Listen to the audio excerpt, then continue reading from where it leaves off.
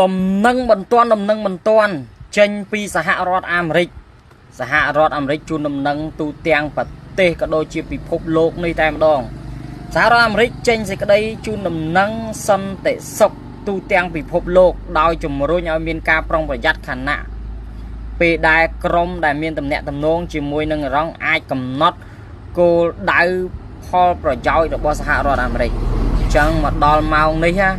គេកំពុងតែប្រកាសអាសន្នតាក់ទងជាមួយនឹងរឿង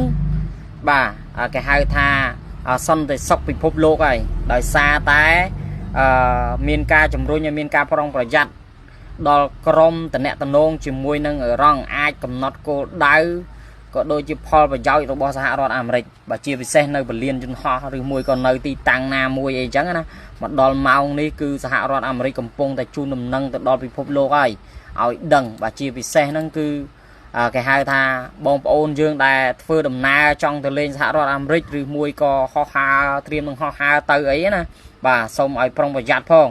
ហើយមួយវិញទៀតបងប្អូនប្រទេសកំពុងតែបើយើងនិយាយទៅថាក្តៅកគុកហើយបាទមកដល់ម៉ោងនេះគឺក្តៅកគុកហ្នឹងបងប្អូនណាអត់មានស្រាលទេហើយអត់មានទាន់ឈប់ឈរទេអ៊ីរ៉ង់នៅតែវាយអ៊ីស្រាអែលនៅតែវាយអ៊ីរ៉ង់អាមេរិកនៅតែវាយអ៊ីរ៉ង់នៅតែទប់ជាមួយនឹងអាមេរិកមកដល់ម៉ោងនេះអត់ទាន់ចប់ទេបងប្អូនមើលរូបភាពនេះទៅគឺគេកំពុងតែប្រកាសអាសន្នដើម្បីឲ្យពិភពលោកនេះបានដឹងបាទថាអ៊ីរ៉ង់កំពុងតែកំណត់ទិសដៅមួយទៅដាក់គេហៅថាកន្លែងផលប្រយោជន៍របស់សហរដ្ឋអាមេរិកណាហើយមួយវិញទៀតអាមេរិកកំពុងតែគេហៅថាទុកពេលឲ្យអ៊ីរ៉ង់48ម៉ោងមកដល់ម៉ោងនេះប្រហែលជាអាចថា20ម៉ោងជាងឬមួយក៏ខ្វះតែ10ម៉ោងជាងទេដែលការដាក់កំណត់របស់សហរដ្ឋអាមេរិកអញ្ចឹងវីដេអូមួយនេះខ្ញុំចង់មកនិយាយឲ្យបងប្អូនទូទាំងពិភពលោកដែលដឹងណាថា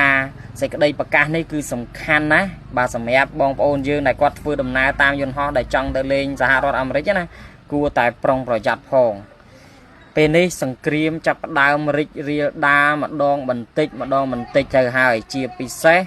គឺគេហៅថា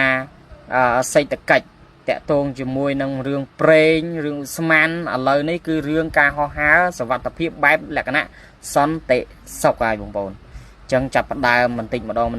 ហើយអញ្ចឹងបងប្អូនគឺគិតមើលខ្លួនឯងទៅដឹងហើយ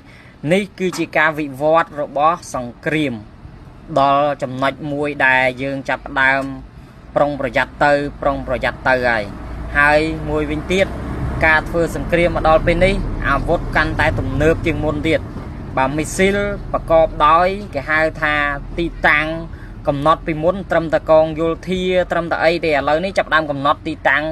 តាណាក៏បាញ់ដែរទីតាំងកំណត់ដែលគេកំណត់ទុកនោះកន្លែងប្រេងកន្លែងឧស្ម័នកន្លែងមានមនុស្សច្រើនអាគារច្រើនខ្ពស់អីហ្នឹងគឺគេចាប់ដើមកំណត់ហើយអញ្ចឹងមកដល់ពេលនេះមិនថាសហរដ្ឋអាមេរិកមិនថាអ៊ីរ៉ង់ទេអ៊ីស្រាអែលទេឥឡូវកំពុងតែវិវត្តនៃការធ្វើសង្គ្រាមនេះកាន់តែតឹងទៅហើយ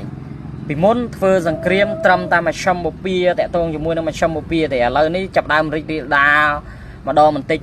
ដើម្បីឲ្យធ្វើឲ្យប្រជាជនចាប់ដើមលេងទុកចិត្តអ្នកណាទាំងអស់ពួកអីកាន់តែធ្ងន់ទៅបាទអញ្ចឹងបងប្អូនយើងកុំភ្លេចតាមដានហើយយើង share ទាំងអស់គ្នាដើម្បីឃើញសញ្ញាព្រួយហើយយើង share ទាំងអស់គ្នាដើម្បីបងប្អូនយើងទូទាំងប្រទេសហើយវីដេអូនេះខ្ញុំចង់និយាយឲ្យច្បាស់ដែរ2ម៉ោងមុននេះសហរដ្ឋអាមេរិកបានចេញសេចក្តីប្រកាសជូនដំណឹងសន្តិសុខទូទាំងពិភពលោកដោយជំរុញឲ្យមានការប្រុងប្រយ័ត្នខណៈដែលក្រុមដែលមានទំនាក់ទំនងជាមួយនឹងអ៊ីរ៉ង់អាចកំណត់គោលដៅសហរដ្ឋអាមេរិកក៏ដូចជាផលប្រយោជន៍របស់សហរដ្ឋអាមេរិកអញ្ចឹងកុំភ្លេចឃើញវីដេអូមួយហ្នឹង share ទាំងអស់គ្នាវិវត្តនៃសង្គ្រាមរវាងអាមេរិកហើយនិងអ៊ីរ៉ង់ចាំមើលថាតើដល់ដំណាក់កាលណាកុំភ្លេចជួយ share ទាំងអស់គ្នាផង